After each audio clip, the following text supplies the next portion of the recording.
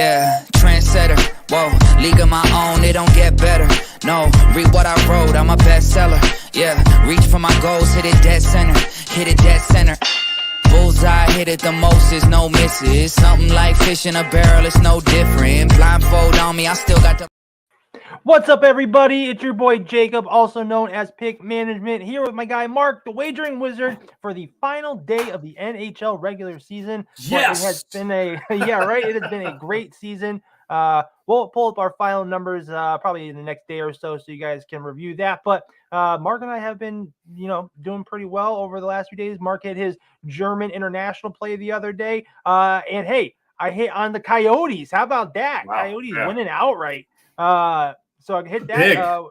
Big. Winning big outright. Yeah, 5-2. Yeah, couldn't believe it. So good day the other day. So we'll take that, and we're looking forward to breaking down some of the scenarios that have going on in the final day of the regular season. But before we jump in, I got to tell you guys, if you're looking to take the next step in your betting career, you need to check out Juice Reel. It's a totally free app that automatically syncs with your sports book to provide you insights and analytics into how you wager so you can become a better bettor. You can also now sell your subscription service right through there. Or if you're a guy who likes to get subscriptions from people like myself, then that is the place for you. You can see all of our plays, so we are third-party verified, and it is legit. If it's coming right from our sports book, we're not saying, oh, we have a 50-unit play we're putting down. No, you see what we really bet, and that is why Juice Reel is official. But really, the app you need to check out is Rhythm, right? So if you are like a guy like Mark has spent years developing a betting model that has just been phenomenal this season. Looking forward to seeing how baseball comes out, but I know that's going to be smashing.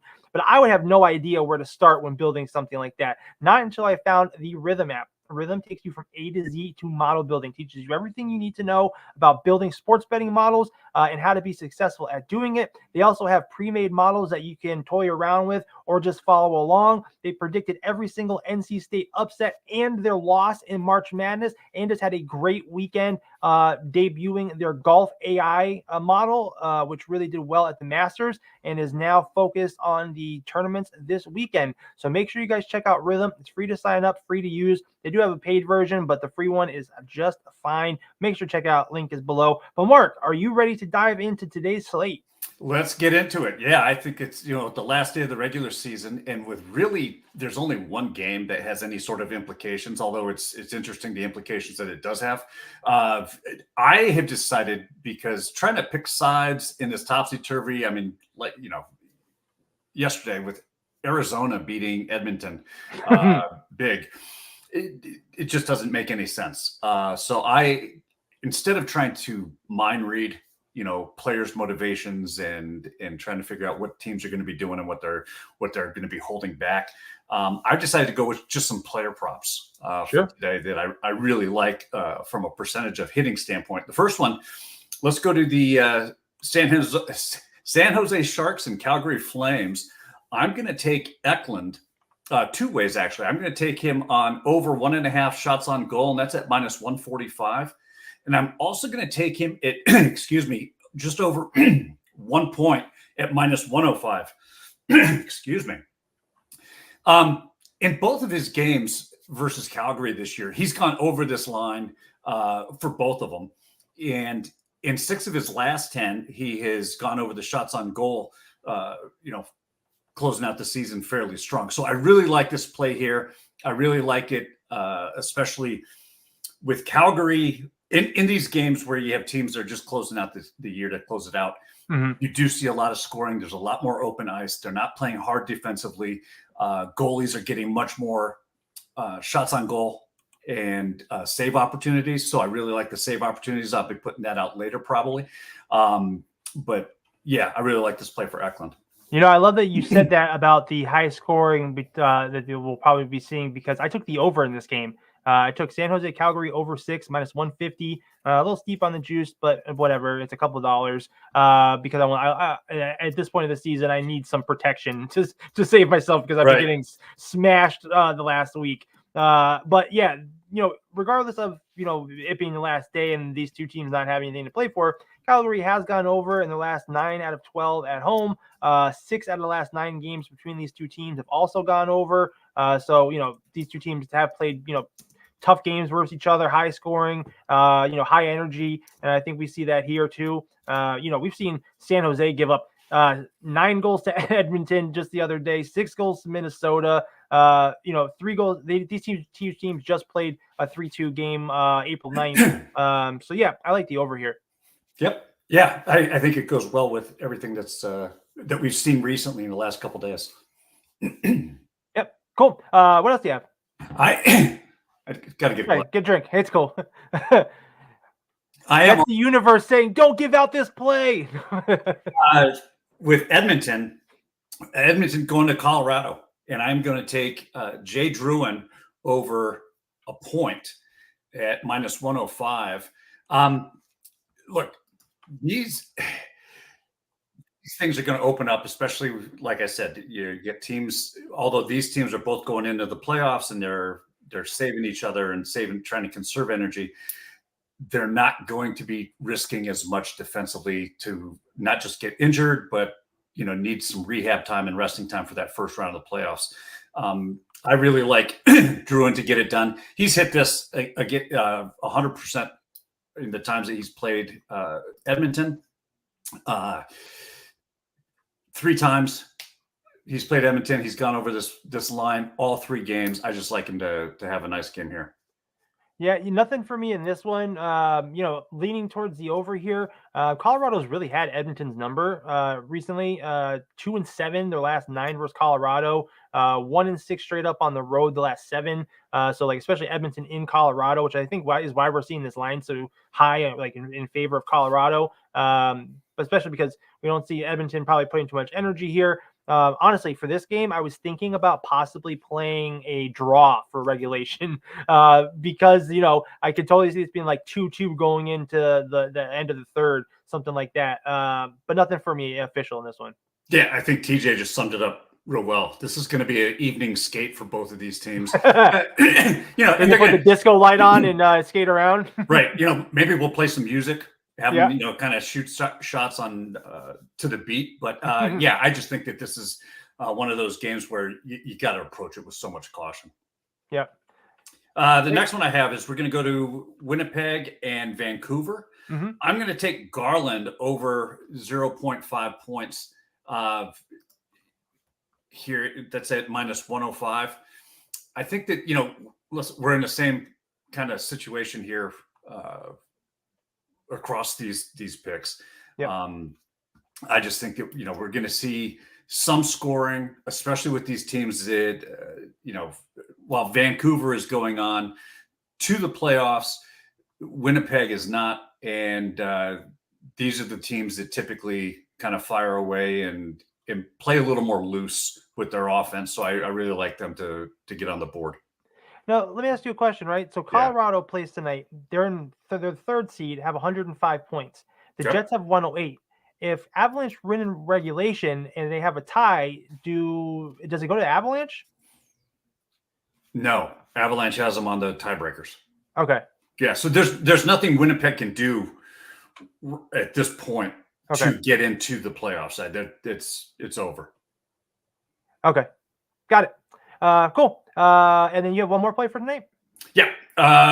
Actually, yes. We're going to go to the Minnesota Seattle game, and we're going to take Rossi over 1.5 shots on goal. That's at -145. All 4 of the games that he has played against Seattle have gone over this line. He is 2-3-3 in the most recent games.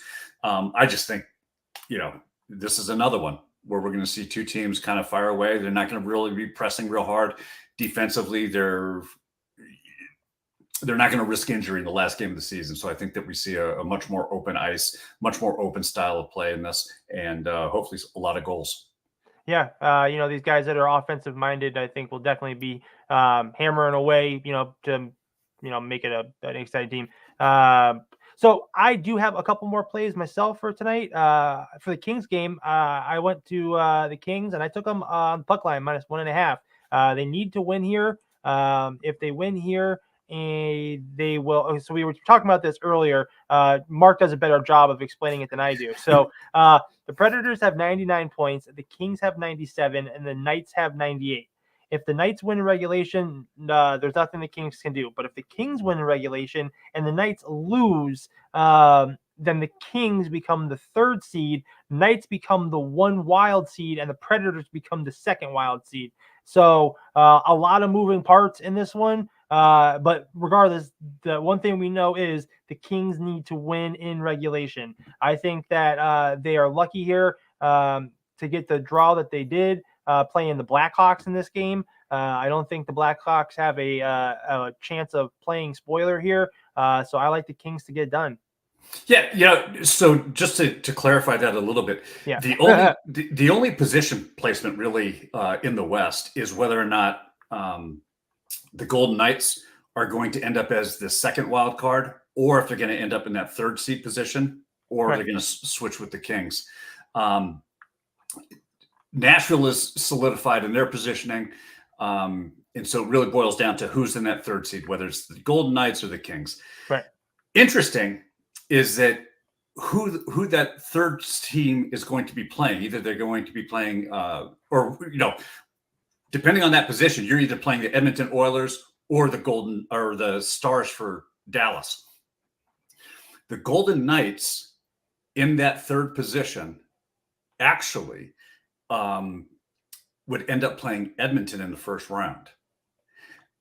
On the season, they are 1-1-1 against Edmonton.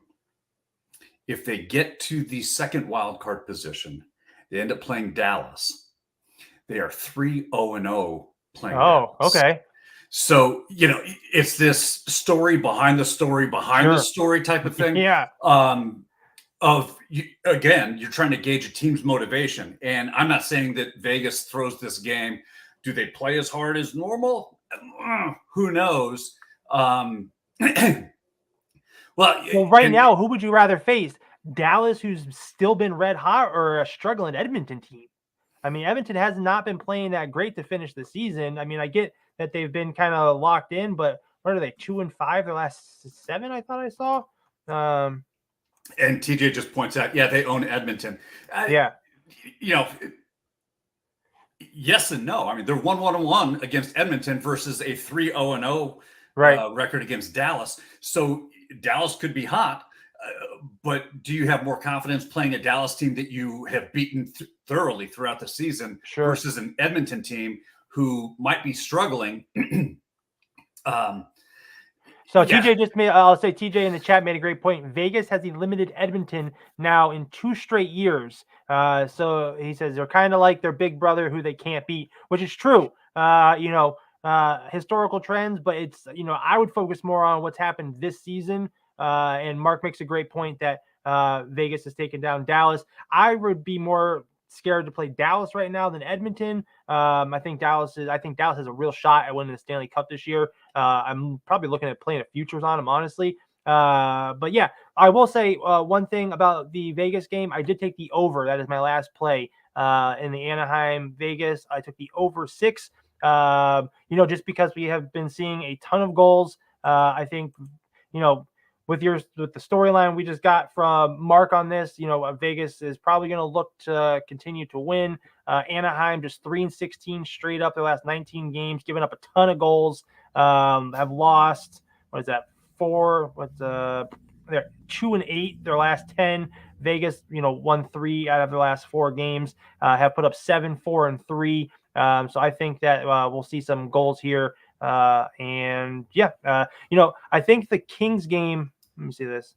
Okay, so they actually, both of these games are late games, so the Vegas won't know what's going on. So that's even tougher for them. But yeah, I like the over in this one. I'll say one more thing. TJ made a great point in the chat that if you pay attention to the storylines for some of these games before they start, if you see teams that have a bigger lead, and teams that don't really need to come back, there's probably some great live betting opportunities here with some of these teams not going to be playing so hard to get a win if they don't need it and they have an early loss.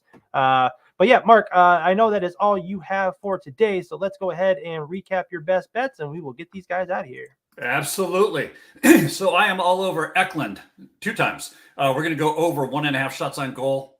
We're also going to take him over half a point to get that done. We are going to go to the Edmonton, Colorado game where we're going to take Druin over a point at -135. Then we're going to go to Winnipeg and Vancouver where Garland's going to get us over 1 point at -105. And finally, the Minnesota, well, actually in the early game, Minnesota and Seattle, we're going to take the over 1.5 shots on goal for Rossi at -140. Awesome. And where can people find all your great stuff? Fantastic. I am on Twitter or X at Better Days Ahead, BETTOR Days Ahead.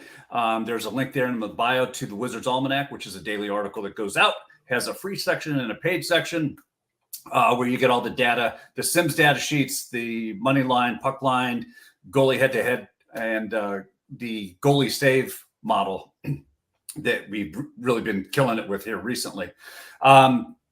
As well as you will find a link to, in Twitter, you will find a link to my daily article that goes out on Fansided. So make sure you check that out as well. Yeah, Mark puts out some of the best content out there, so make sure you guys take advantage of it. His hockey model, I will be depending on a lot come this playoff season. That is like one of my goals, is to be focusing on those goalie matchups that you put out. You can also get access it. He mentioned the link below in his bio, and also the QR code in the top of the screen will take you right to it. So make sure you guys check that out. Yeah, so my best bets that I will tell you guys, we'll get you out of here. I am on San Jose, Calgary over 6, Kings -1.5, and Anaheim, Vegas over 6 goals. You guys can find me here daily on the NHL, of course, on the NHL Betting Insiders, NBA Betting Insiders. A new Week 10 MLS show is out, our picks and predictions with Bradley Jacobs, and a new episode of Betting the Pitch Europe is getting recorded tonight with me and Soccer Ash. You can now find me also on Last Word on Sports as their new senior NBA writer, and on GiveMeSport.com as their new senior NFL writer. So I got a couple new gigs covering a couple new sports. So make sure you guys check me out there. You can find me across all socials at Pick Management. Make sure you guys check out Juice Roll and Rhythm, but that'll do it for us. This has been the NHL Betting Insiders. We will see you later. Yeah, trendsetter. Whoa, league of my own, it don't get better. No, read what I wrote, I'm a bestseller. Yeah, reach for my goals, hit it dead center. Hit it dead center. Bullseye, hit it the most, there's no misses. Something like fish in a barrel, it's no different.